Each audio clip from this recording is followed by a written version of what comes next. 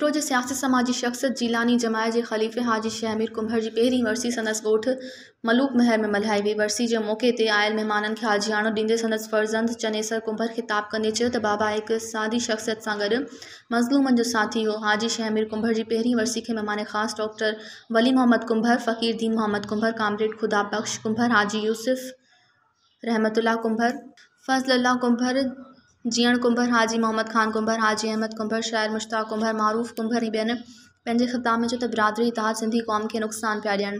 हाजी शहमीर ग़रीबनि जो यार हो। हू राति ॾींहुं महिनत करे कुंभर बिरादरी समेत मज़लूमनि जो आवाज़ बणिजी गूंजंदो रहियो। अॼु उहो असां में नाहे पर हिन जो मिशन साम्हूं आहिनि।